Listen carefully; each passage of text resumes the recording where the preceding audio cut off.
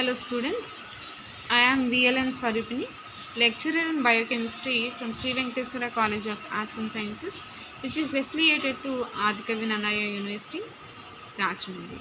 Now, I would like to discuss about second BSc fourth semester biochemistry paper, that is intermediary metabolism. So we have discussed about 4 units till now, and now we are seeing about the fifth unit, and that is integration and inborn errors of metabolism. So in this unit we will discuss about the disorders that are commonly caused in metabolism. Okay, so we have seen about carbohydrate metabolism in our first unit, and lipid metabolism in the second unit, amino acid metabolism in the third unit, and nucleic acid metabolism in the fourth unit. So disorders which are related to these four metabolic uh, pathways, we'll see them. So what are the disorders that we have in relation with carbohydrate metabolism, and disorders in relation with lipid metabolism, disorders in relation with amino acid metabolism, and disorders in relation with nucleic acid metabolism. These will be discussed under this fifth unit. And additionally we'll also see about starvation, so which is a very important aspect, and during starvation how our body will react and how our internal organs will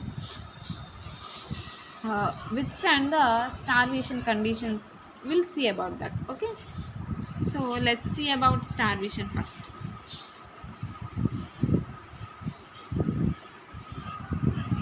So metabolism of starvation.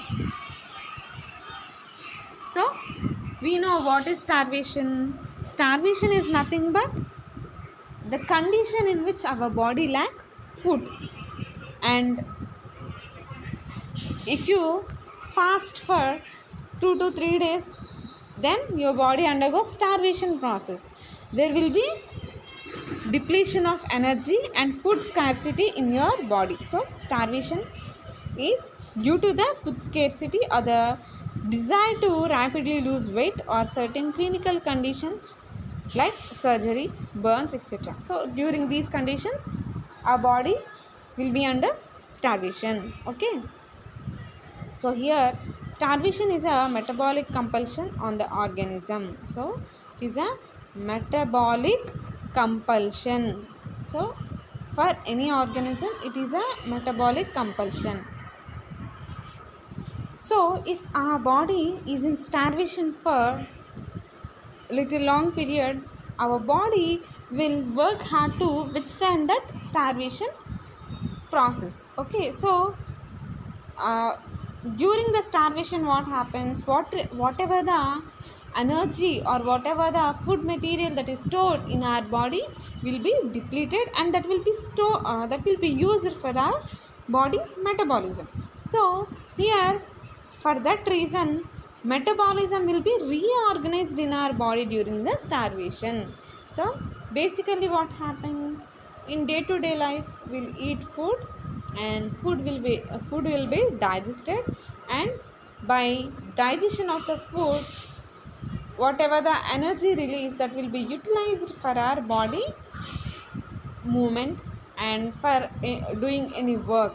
So if our body is not getting any food in continuation, what happens, whatever the food that is stored in the form of glycogen, that will be depleted and glucose will be produced and metabolism will be carried. So this process will be followed by starvation in our body. So this glucose is a important fuel source for brain and muscles. Why? Because brain utilizes around 70 to 80% of the glucose which is uh, taken through our diet, and muscles also require glucose for the movement. For muscle movement we need this glucose. Why? Because actin and myosin will be attached with each other to form actin myosin filament. So during that attachment these require ATP.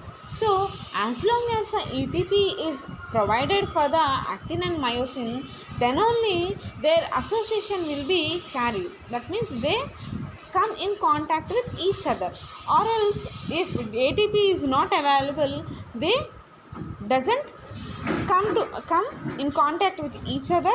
And what happens, obviously the muscle contraction will be relaxed. So this is the reason why we require ATP in larger amount for our body, and particularly for brain and muscle. Okay, so if our body is not undergoing this carbohydrate metabolism, that means if our body is not receiving any glucose from our diet, so what happens, immediately our body requires glucose for the metabolic reactions. So it might be for brain or for muscle. So as we are not taking food, then what happens, energy requirements will be high and glucose availability will be low. Okay, so whatever the glucose stored in the form of glycogen will be utilized even after depletion of the glycogen. So glycogen is also completely utilized by our body for the metabolic or other reactions in our body. So the next immediate resource is triacylglycerol. Okay, triacylglycerol, this is a lipid content which is stored in the adipose tissue. So triacylglycerol is stored in adipose tissue. So this is also used as reserve energy. So this is also a predominant energy reserve for the body. So for the survival of the individual, this triacylglycerol is also used during the starvation. Okay, so basically our body stores glycogen and triacylglycerols for the situations of starvation only. So these will be utilized. Okay, if the starvation even prolongs, what happens, uh, then these particular glycogen and triacylglycerol will be used.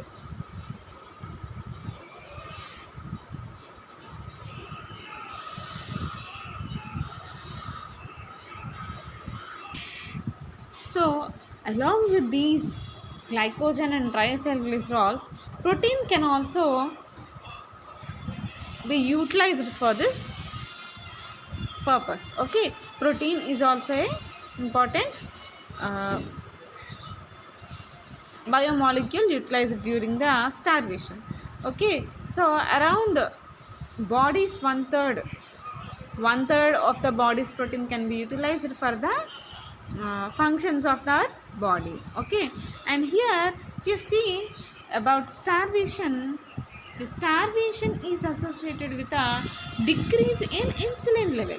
So what happens means, during the starvation process insulin level will be decreased and glucagon will be increased in our body. So the metabolic changes during starvation are discussed in with reference to the different organs in our body. So here let's start with liver. How liver will be working during the starvation. Okay, let's say about liver now. During starvation process, what liver does. Okay, so in liver, carbohydrate metabolism, how it will be carried, let's see. So important function of liver is to act as a blood glucose buffering organ. So blood glucose buffering organ. So here liver is a important organ to act as blood glucose buffering organ. So blood glucose buffering organ means it will maintain the blood glucose. So there shouldn't be more glucose content or less glucose content. So it should be in a very efficient manner. So for that purpose this liver will help. And the action of liver is to suit the metabolic needs of the body. During starvation, increased nucleogenesis will be carried. So when our body is at starvation, this liver undergo it will increase the gluconeogenesis process, and also glycogen degradation is carried. So we all know, as this glycogen is a stored form of glucose, it will be depleted and it is degraded and broken down for the release of glucose. Okay, so glycogen will be broken down into glucose. Okay, that is how liver will help. So for release of glucose, it will degrade glycogen during the starvation process. And coming to lipid metabolism, fatty acid oxidation is carried. So increased level of fatty acid oxidation will be carried, and ketone bodies will also be increased. So synthesis of ketone bodies will also be increased. So here if you see a good example, if anybody is undergoing any starvation, that person, if he take any blood test, firstly ketone bodies concentration will be checked. Why? Because by knowing the ketone body concentration, we can identify how, for at which degree that particular person is going regarding this starvation. Okay, so here fatty acid oxidation is increased and elevated synthesis of ketone bodies is seen in the liver, and this is due to the fact that Krebs cycle cannot cope up with the excess production of acetyl CoA, and the latter diverted for ketone body synthesis. Okay, so here ketone bodies, what are they? Beta hydroxybutyrate is one of the important ketone body. So serve as fuel for the peripheral tissues, and the brain slowly adapts itself to use ketone bodies. Thus, after a 3-day fast, about 1/3 of the brain's fuel demands are met by ketone bodies. So after 40 days starvation, they contribute to about 70% of the energy needs. So whatever the all energy sources present in our body will be utilized. So adipose tissue in starvation. So liver is completed. Now we are moving to adipose tissue. How this adipose tissue will work during the carbohydrate during the starvation process. Now let's see carbohydrate metabolism during starvation process. In adipose tissue, glucose uptake and metabolism will be lowered. Glucose uptake will be lowered and glucose metabolism will be lowered. And coming to lipid metabolism, triacylglycerol degradation will be increased, and by this there will be higher amount of fatty acids. So whatever the triacylglycerol present in the adipose tissue is degraded, and by this degradation process fatty acids will be present in higher amounts. Okay, so this serves as fuel source for various tissues, and the glycerol liberated in lipolysis serves as a precursor for glucose synthesis. So whatever the glycerol present, it is liberated in lipolysis. Okay, by lipolysis process this glycerol is liberated, and this is helpful in the glucose synthesis. Okay, this triacylglycerol is totally stopped in adipose tissue. So by complete degradation there will be very lesser amount of triacylglycerols in the adipose tissue. So next, skeletal muscles during starvation. So we all know these muscles require higher amount of ATP for its movement. So here glucose uptake and its metabolism will be very low. So as there is less amount of glucose and less amount of glucose utilization will be seen in the muscles. And fatty acids and ketone bodies are utilized for the muscle as a fuel. So basically muscles use ATP as a fuel source for its movements. muscle contraction and relaxation. But here, due to depletion of these glucose levels, in that place fatty acids and ketone bodies are utilized. And if it is prolonged, that means starvation is prolonged around 3 weeks, that muscle adopts exclusively utilizes fatty acids. That means it will be adopted for utilizing fatty acids in higher amounts. Okay, so there will be increase in the ketone body level in the blood circulation also. And coming to protein metabolism, so during the early period of starvation, muscle proteins are degraded to liberate amino acids, and these can be utilized by liver for glucose synthesis. And prolonged starvation, if a person is undergoing prolonged starvation, protein breakdown is also reduced. So whatever the resources that are present in the form of glycogen, in the form of triacylglycerol, and also in the form of proteins, everything will be depleted during the starvation process. And coming to brain, so this brain basically needs higher amount of ATP.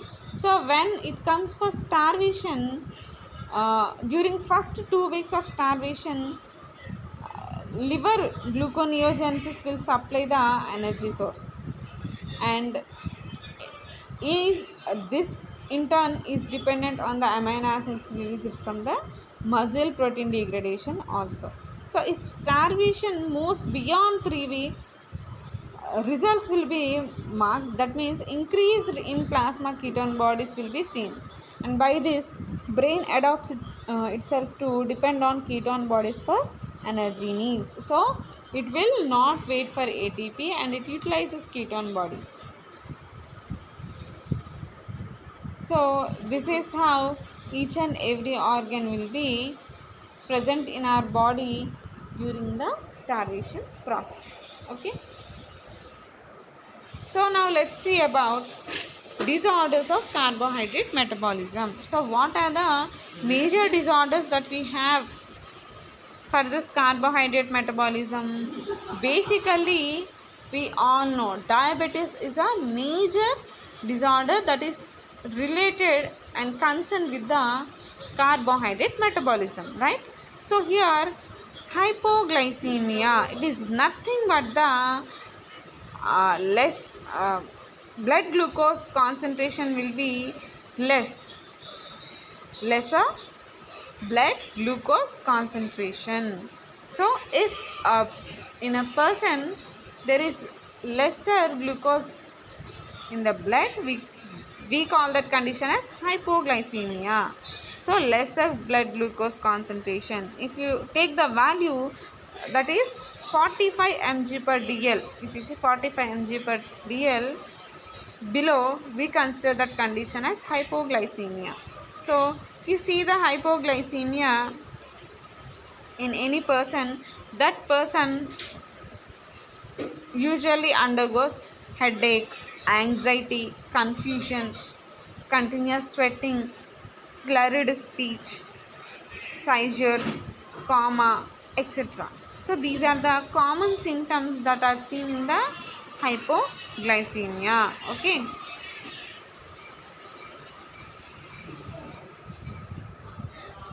So if this hypoglycemia condition increases, it may also lead to death.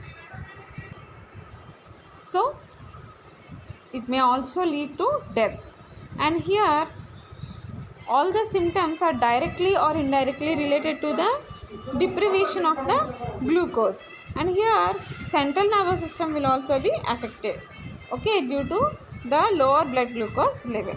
So again hyperglycemia is again 3 types. Let's see: post prandial hypoglycemia, fasting hypoglycemia, hypoglycemia due to alcohol intake, hypoglycemia due to insulin overdose.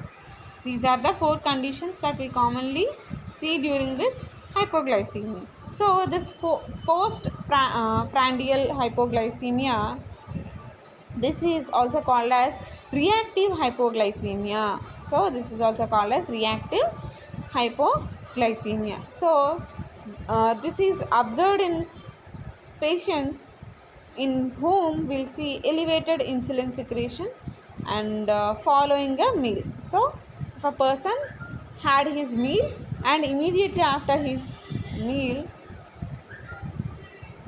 there will be elevated insulin secretion in him and thus causes transient hypoglycemia. And next one is fasting hypoglycemia. So lower blood glucose concentration in fasting is not very common. Fasting hypoglycemia is observed in patients with pancreatic B cell tumor and hepatocellular damage. So a patient who is undergoing hepatocellular damage and also pancreatic beta cell tumor, in that patients there will be low blood glucose concentration during fasting. So here hypoglycemia is caused during alcohol intake also.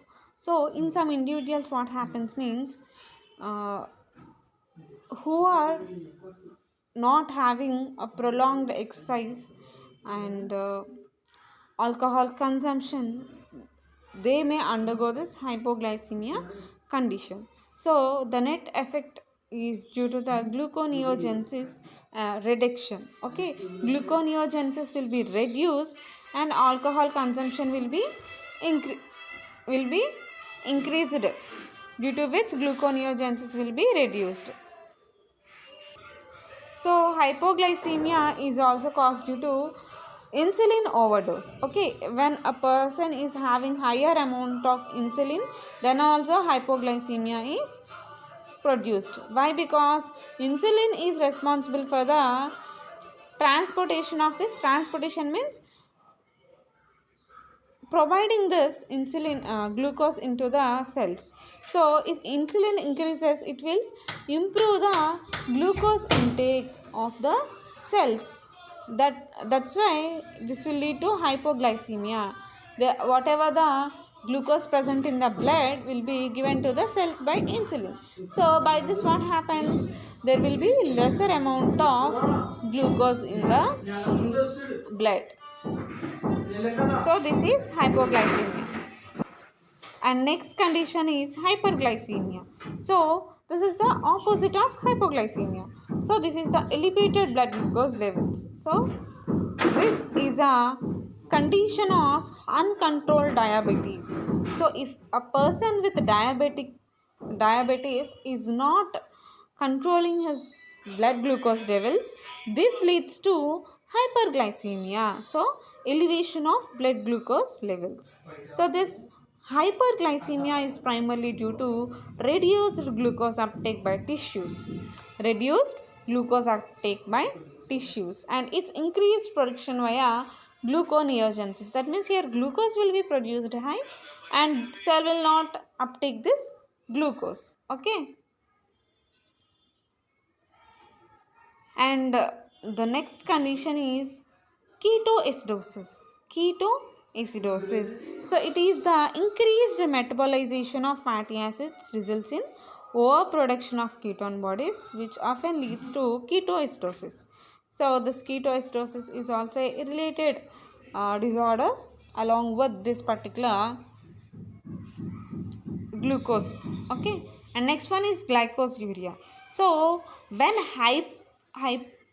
hyperglycemia is increased, this leads to glycosuria. So here if diabetes is not controlled, hyperglycemia is caused. If hyperglycemia is also whatever the glucose levels seen in the hyperglycemia, it reaches beyond the renal threshold value, then it will lead to glycosuria. So see how one disorder is related to other disorder. Diabetes is related to hyperglycemia, hyperglycemia is related to glucosuria. So in this manner it will lead to different complications. Okay, so let's see about this glycosuria. So the commonest cause of glucose excretion in urea is diabetic mellitus. So common glucose excretion in urea during diabetes mellitus is this glycosuria. So therefore glycosuria is the first line screening test for diabetes. So this glycosuria can be easily helpful in the detection of diabetes mellitus. So if a patient is having higher glucose levels in his body, what happens? This glucose is also excreted in the urine. So by testing the urine, we can identify the diabetes, right? So when a patient is having this diabetes, or a doctor ask any patient to take diabetes test, whatever the samples he gives, initially urine sample and also blood sample will be given. Okay, so in this manner these samples can help any patient to know about the glucose levels and diabetes by the tests. Okay, so if plasma glucose concentration exceeds only, then only glucose is secreted in the urine. So here the threshold, renal threshold value is 180 mg per dl. Okay, and this renal threshold value will be increased by the increase in the age. Okay, so these renal glucose urea, elementary glucose urea, these are not so important. So now let's see about diabetes now. If you see about diabetes, you can understand the renal threshold value later. So diabetes mellitus. So this is not a, we should not consider this diabetes as a disease. We should consider this as a disorder. It is the disorder caused by carbohydrate metabolism. So if whatever the proper functioning of carbohydrate metabolism is damaged, that leads to this diabetes mellitus. And this diabetes mellitus, we can also call it as metabolic disease, or more approximately a disorder. So we should not consider this as a disease, we should consider this as a disorder of fuel metabolism. So due to lack of insulin, or due to deficiency of the insulin, this particular diabetes will be caused. So based on this, hyperglycemia leads to several long term complications. So this leads to hyperglycemia and other complications in a patient. So this diabetes mellitus is divided into two groups. What are they? Insulin dependent diabetes mellitus and non insulin dependent diabetes mellitus. So type 1 and type 2. So first thing, type 1 diabetes, that is insulin dependent diabetes mellitus. So we all know diabetes is caused due to insulin. So dependent insulin dependent diabetes mellitus is the primary type, that is type 1. So this is also a juvenile onset diabetes, mainly occurs in childhood. So if we commonly, not commonly, in rare conditions we see diabetes in children also. This is most probably type 1 diabetes. That's why we call this type 1 diabetes as juvenile onset diabetes. Okay, so this independent insulin dependent diabetes mellitus is commonly 20%. Okay, so whatever the diabetic patients are there, in all of them around 20% of the patients are having type 1 diabetes. Okay, so there will be total deficiency of insulin due to destruction of beta cells of the pancreas. So in type 1 diabetes, what is the major root cause? So here, whatever the insulin is responsible for the glucose metabolism, this is not at all present. Deficiency of insulin leads to diabetes. And here this deficiency of insulin is caused due to damage of the beta cells. So what are these beta cells? These are the specialized cells which are present in the islets of Langerhans of pancreas, and here in this particular beta cells only insulin is secreted. So in how this beta cell may be destructed means by over usage of any drugs, or by attack of any viruses, or by autoimmune disorders. So these three reasons may cause this beta cell damage or destruction. And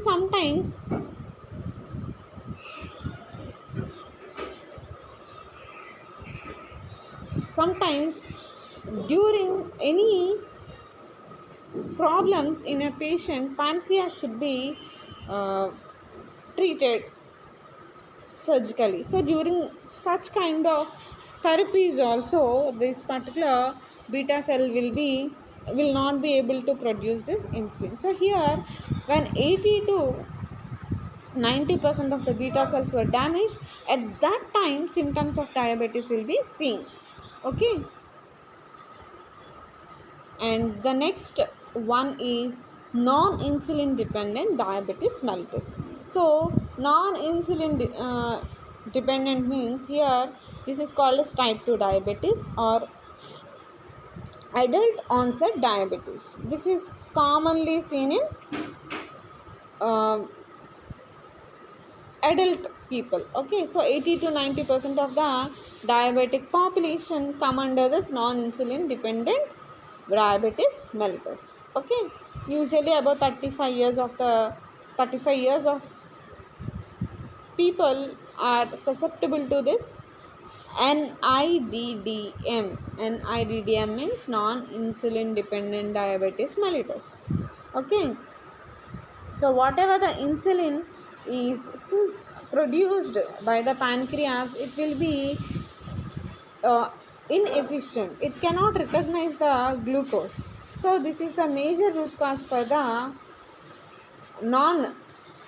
non-insulin dependent diabetes mellitus. Okay. So obesity acts as a diabetogenic factor in genetically predisposed individuals by increasing the resistance to the action of insulin. So here this is due to decrease in insulin receptors and the insulin responsive cells. So this insulin receptors will be decreased and insulin response will be less on the target cells. So the patients may have either normal or even increased insulin levels, and it is suggested that overeating causes increased insulin production but decreased synthesis of insulin receptors. This is based on the fact that weight reduction by diet control alone is often sufficient to correct this non-insulin dependent diabetes mellitus. And the next one is glucose tolerance test. Glucose tolerance test. So here the diagnosis of diabetes can be made on the basis of an individual response to the oral glucose load. So this is a kind of test which is helpful in the identification of diabetes. So glucose tolerance test, this is done through oral glucose load. So we should prepare the patient before this glucose tolerance test, and here this person should be taken carbohydrate rich diet at least 3 days prior to the test. So before 3 days of the test, whatever the patient is undergoing this glucose tolerance test, he should take carbohydrate rich food. So sugars, starch products, potatoes. So these kind of food should be taken in higher amount, and all drugs known to influence carbohydrate metabolism should be discontinued. So if that patient is taking any insulin pills or insulin injections to control the diabetes, he should discontinue them. And the subject should avoid exercise on the previous day of the test. So before 3 days he should take diabetes carbohydrate rich food, and he should avoid medications to control this diabetes, and he should just discontinue the exercises, any body exercises that he is undergoing before one day of the test, and he should uh, overnight undergo fasting, should undergo overnight fasting, and during the course of GTT the person should be comfortably seated and should refrain from smoking and exercise. You should not undergo any smoking and exercise activity on that particular day also, and he should undergo overnight fasting. Now let's see how. Now the patient is ready for the glucose tolerance test, and now we should take this glucose tolerance test. Now let's see what is the procedure for this glucose tolerance test. Okay, this particularly GTT is conducted in the early mornings, okay, around 9 to 11. So a fasting blood sample, that means the patient should not take any breakfast.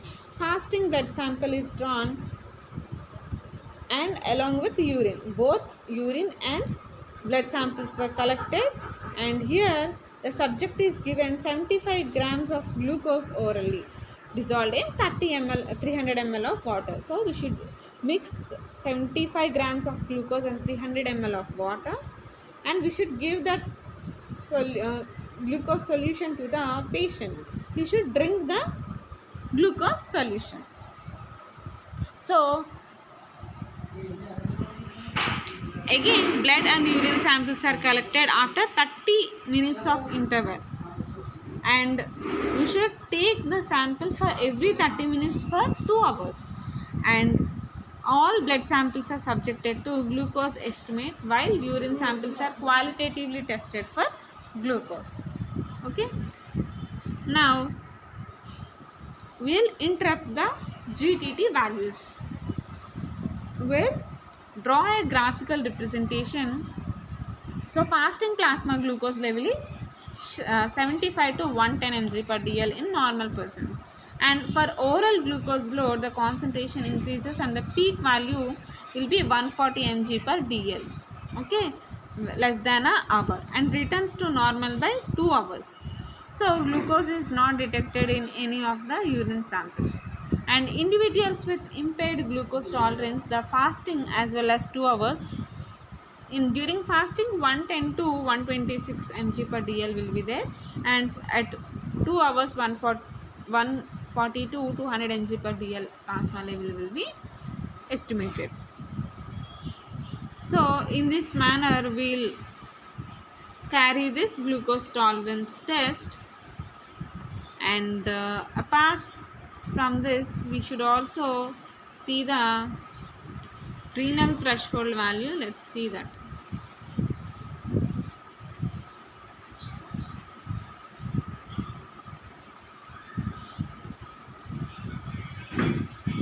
Renal threshold value. So here kidney plays a special role in the homeostasis of the blood glucose. So kidney plays an important role in the blood glucose homeostasis, and glucose is continuously filtered by the glomerular and reabsorption and return to the blood. So this kidney is continuously reabsorbs this glucose by filtration of the glomerular, and this glucose blood glucose level will be above 160 to 180 mg per dl, and glucose is excreted in urine. So if it is above 160 to 180 mg per dl, then what happens, glucose will be excreted in urine. That condition we call it as glycosuria. So this value 160 to 180 mg per dl is referred as renal threshold for glucose. So the maximum ability of the renal tubules to reabsorb glucose per minute is known as tubular maximum for glucose. So the value for TMG is 350 mg per minute. So this is about renal threshold value. Okay, so this is about disorders that we commonly see in carbohydrate metabolism. Okay, So in the next class we'll see about other disorders like lipid metabolic disorders and amino acid metabolic disorders. Okay, so see you in the next class. Thank you, students.